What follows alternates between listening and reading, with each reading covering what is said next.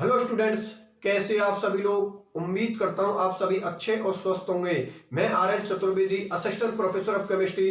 तो देखो, आज के इस लेक्चर में हम डिस्कशन करेंगे आयनिक बंध में आंशिक सहसंयोजक गुण। मतलब जो आयनिक बॉन्ड होता है उसमें किस तरीका से सहसंयोजक गुण आता है, किस तरीका से कोवेलेंट कैरेक्टर आएगा, उसके बारे में हम लोगों को डिस्कशन करना है। ठीक है ना। और इसको हम किसके बेस पर समझेंगे? ध्रुवण शक्ति और ध्रुवणता के बेस पर, मतलब पोलराइजिंग पावर और पोलराइजेबिलिटी के बेस पर। मेरी बात आप लोगों को समझ में आ गई? एक बार मैं फिर से बता देता हूं। आज के इस लेक्चर में मैं डिस्कशन करूंगा कि जो आयनिक बंध होता है, तो आयनिक बंध में किस तरीका से सहसंयोजक गुण आते हैं, किस तरीका से कोवेलेंट कैरेक्टर आएंगे। ठीक है ना, उसके बारे में डिस्कशन करेंगे। और इसको हम किसके बेस पर समझेंगे? ध्रुवण शक्ति और ध्रुवणता के बेस पर, मतलब पोलराइजिंग पावर और पोलराइजेबिलिटी के बेस पर। अब ये ध्रुवण शक्ति क्या है और ध्रुवणता क्या है, इसको मैं आप लोगों के लिए समझा देता हूं। एक बार फिर से समझ लेना भैया। अब मैं आप लोगों को ध्रुवण शक्ति और ध्रुवणता को बता देता हूं, मतलब पोलराइजिंग पावर और पोलराइजेबिलिटी को बता देता हूं। तो देखो सुनो, आपको पता केमिस्ट्री किसकी चल रही है? आयनिक बॉन्ड की चल रही है। ठीक है ना। आयनिक बॉन्ड का फॉर्मेशन किससे होता है? धनायन और ऋणायन से होता है। मतलब एक प्लस और एक माइनस जब एक दूसरे के पास में आते हैं तो उनके मध्य में स्थिर विद्युत आकर्षण बल लगता है, प्रबल स्थिर विद्युत आकर्षण बल लगता है,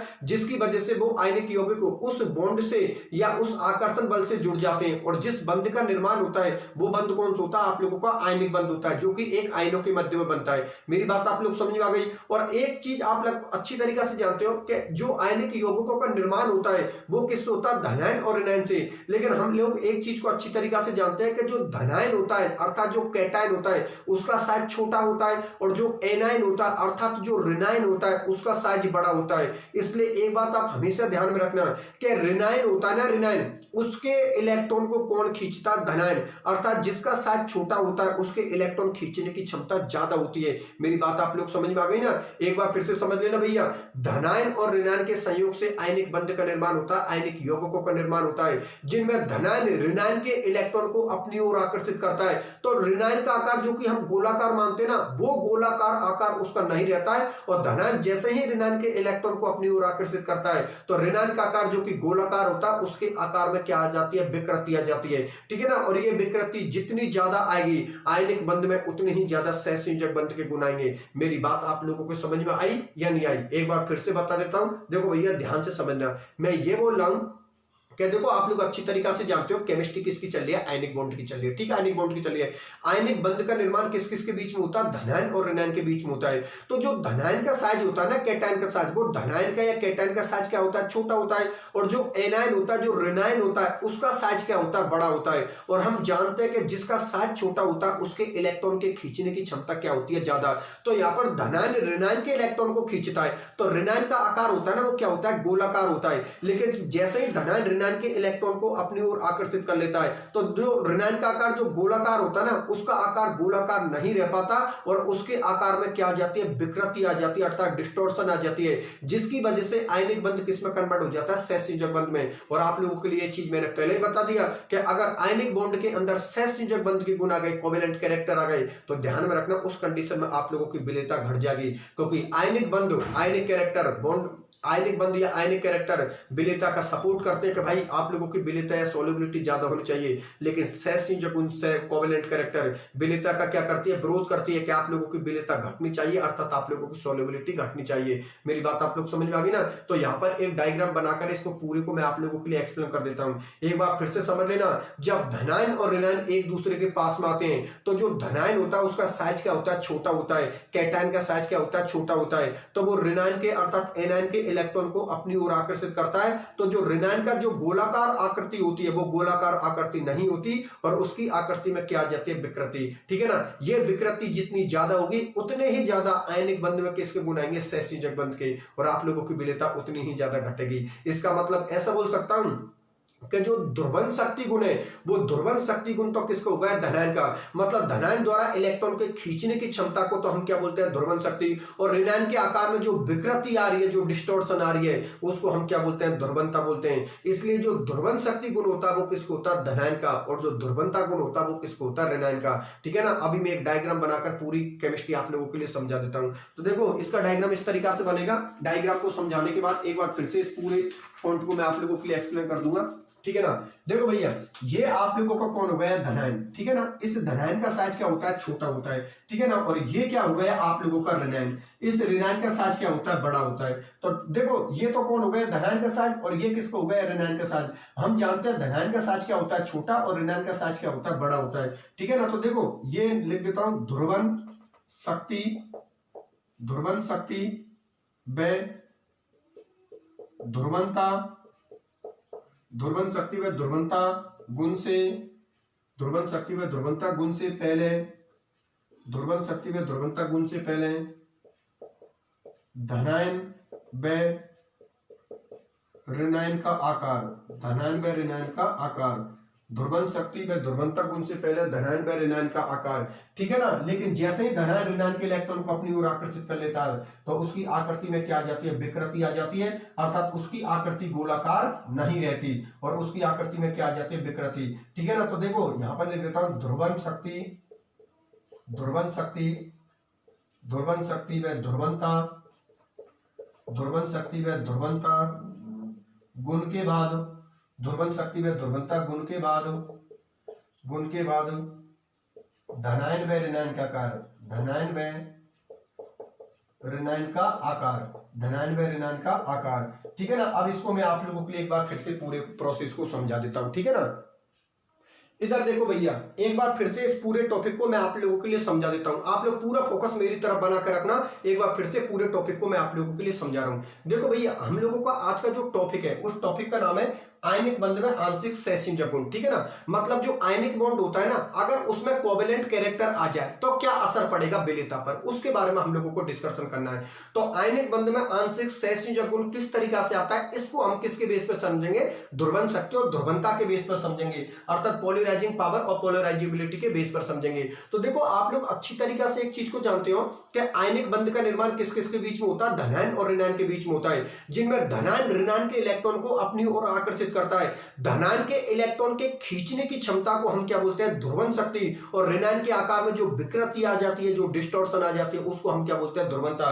तो ये जो ध्रुवन शक्ति गुण है ये किसका होता है, धनायन का, कैटायन का, और ये जो ध्रुवंता गुण होता है ये किसको होता है, ऋणायन का, अर्थात एनायन का।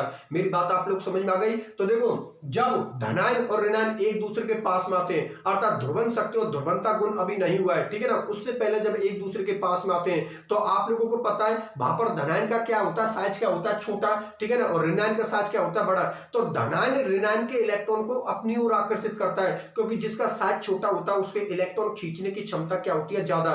तो धनायन जब ऋणायन के इलेक्ट्रॉन को अपनी ओर आकर्षित करता है तो ऋणायन का जो गोलाकार आकृति होती है ना, ठीक है ना, इसकी जो गोलाकार आकृति होती है, ये गोलाकार आकृति उसकी नहीं रह पाती और उसकी आकृति में क्या आ जाती है, विकृति आ जाती है, डिस्टॉर्शन आ जाती है। ये विकृति जितनी ज्यादा होगी उतनी ही ज्यादा आप लोगों के आयनिक बंध के अंदर सहसंयोजक बंध के गुण आएंगे, अर्थात आयनिक बॉन्ड किसमें कन्वर्ट होता चला जाएगा, सहसंयोजक बंध में। और अगर आयनिक बॉन्ड सहसंयोजक बंध में कन्वर्ट हो गया तो आपको तब विलेयता सॉल्युबिलिटी घटेगी, क्योंकि हम जानते हैं कि आयनिक बंध विलेयता का क्या करता है, सपोर्ट करता है कि विलेयता होनी चाहिए, और सहसंयोजक बंध विलेयता का क्या करता है, विरोध करता है, अर्थात विलेयता नहीं होनी चाहिए। मेरी बात आप लोग समझ में आ गई। तो सौबातन की एक बात यही है कि जो ध्रुवन शक्ति गुण है, पोलराइजिंग पावर है, वो किसकी होती है, धनायन की, अर्थात ये इलेक्ट्रॉन खींचने की क्षमता को शो करता है। और जो ऋणायन की जो पावर होती है उसको हम क्या बोलते हैं, ध्रुवंता बोलते हैं, पोलराइजेबिलिटी बोलते हैं, ठीक है ना। ये किसको शो करती है, विकृति को शो करती है। जैसे कि मैंने यहां पर लिख रखा है, ध्रुवन शक्ति व ध्रुवंता गुण से पहले धनायन व ऋणायन का आकार, मतलब अभी ध्रुवन शक्ति और ध्रुवंता गुण नहीं हुआ तब तो दोनों की आकृति बिल्कुल सही है। इसका साइज छोटा लिख दिया, इसका साइज बड़ा लिख दिया, और इसकी बिल्कुल अच्छी आकृति है, सही आकृति है, रेगुलर आकृति है। लेकिन जैसे ही धनायन के पास में आप ऋणायन को लेके आए तो धनायन के इलेक्ट्रॉन खींचने की क्षमता क्या होती है, ज्यादा, क्योंकि उसका साइज छोटा होता है। तो धनायन इस ऋणायन के इलेक्ट्रॉन को अपनी ओर आकर्षित कर लेता है। तो अपनी ओर आकर्षित करने की वजह से जो ऋणायन की आकृति जो गोलाकार होती है ना, वो उसकी आकृति गोलाकार नहीं रह पाती और उसकी आकृति में क्या आ जाती है, विकृति आ जाती है, डिस्टॉर्शन आ जाती है। और विकृति के कारण यहां पर क्या होगा, सहसंयोजक बंध, जो आयनिक बंध के गुण है ना, वो किस में कन्वर्ट हो जाएंगे, सहसंयोजक बंध में। और आयनिक बंध में अगर अगर थोड़ा बहुत कैरेक्टर भी शेष संयोजक बंध का आ गए तो आपको तब विलेयता घट जाएगी, ठीक है ना। तो धनायन द्वारा ऋणायन के इलेक्ट्रॉन को खींचने की क्षमता को तो हम क्या बोलते हैं, ध्रुवण शक्ति, और ऋणायन के आकार में जो विकृति आई है इस विकृति को हम क्या बोलते हैं, ध्रुवणता, पोलराइजेबिलिटी। मेरी बात आप लोग समझ में आ गई ना। तो धनायन द्वारा ऋणायन के इलेक्ट्रॉन को खींचने की क्षमता को ध्रुवण शक्ति बोलते हैं, और ऋणायन के आकार में जो विकृति आ रही है उसको हम क्या बोलते हैं, ध्रुवणता। और ये ध्रुवण शक्ति और ध्रुवणता गुण जितना ज्यादा होगा आयनिक बंध में उतने ही ज्यादा गुण किसके आएंगे, शेष संयोजक बंध के, और जितने ज्यादा शेष संयोजक बंध के गुण आएंगे विलेयता उतनी ही ज्यादा आप लोगों की घटेगी। मेरी बात आप लोग समझ में आ गई ना। इसीलिए आयनिक यौगिकों की विलेयता को प्रभावित करने वाले कारकों में जो छठे नंबर का कारक हम लोगों ने पढ़ा था, ध्रुवण शक्ति और ध्रुवणता, वहां पर हम लोगों ने क्या पढ़ी थी कि ध्रुवण शक्ति और ध्रुवणता गुण बढ़ने पर, ध्रुवण शक्ति और ध्रुवणता गुण बढ़ने पर शेष संयोजक बंध के गुण बढ़ते हैं और आयनिक बंध के गुण घटते हैं। अगर शेष संयोजक बंध के गुण बढ़ते हैं तो कॉमन सी बात है आप लोगों की विलेयता घट जाएगी। इसलिए ध्रुवण शक्ति और ध्रुवणता आयनिक यौगिकों की विलेयता को क्या करते हैं, घटाते हैं। मेरी बात आप लोगों को समझ में आ गई। या फिर ऐसा बोल सकता हूं कि ध्रुवण शक्ति और ध्रुवणता की वजह से ही आयनिक बंध के अंदर किसके कैरेक्टर आ जाते हैं, शेष संयोजक बंध के। और अगर आयनिक बंध में शेष संयोजक बंध के कैरेक्टर आ रहे हैं तो कॉमन सी बात है आप लोगों की विलेयता अर्थात सॉल्युबिलिटी आप लोगों की घटेगी। मेरी बात आप लोग समझ में आ गई ना। और ये ध्रुवण शक्ति गुण किसको होता है, ये ध्रुवण शक्ति गुण किसको होता है, धनायन का, और ये जो ध्रुवणता पोलराइजेबिलिटी होती है वो गुण किसको होता है, आप लोगों के ऋणायन का। ठीक है ना। तो ये आज आपका टॉपिक था, ठीक है ना। तो ये टॉपिक में बस हम लोगों ने यही चीज समझा कि ध्रुवण शक्ति किसको बोलते हैं और ध्रुवणता किसको बोलते हैं। तो ध्रुवण शक्ति गुण धनायन का होता है। धनायन का ध्रुवण शक्ति गुण का मतलब क्या हुआ कि धनायन द्वारा ऋणायन के इलेक्ट्रॉन को खींचने की क्षमता को हम क्या बोलते हैं, ध्रुवण शक्ति, और ऋणायन के आकार में जो विकृति आ रही है उसको हम क्या बोलते हैं, ध्रुवणता।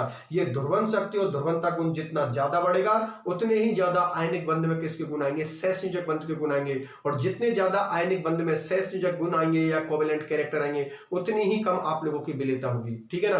क्योंकि हम जानते हैं कि आयनिक बंध की वजह से विलेयता बढ़ती है और शेष संयोजक बंध की वजह से या शेष संयोजक गुण की वजह से विलेयता हमारी घटती है, ठीक है ना। तो ये टॉपिक था आज आप लोगों का, ठीक है ना। मैं पहले ही बता चुका हूं, इससे पहले 2-4 लेक्चर लगे थे वो सभी आप लोगों के लिए इंपॉर्टेंट थे। और ये जितने भी ध्रुवण शक्ति, ध्रुवणता या आगे जाकर फायांसी नियम आएगा वो सभी टॉपिक आप लोगों के लिए इंपॉर्टेंट टॉपिक है, ठीक है ना। अगले लेक्चर में हम डिस्कशन करेंगे फायांस रूल, ठीक है ना।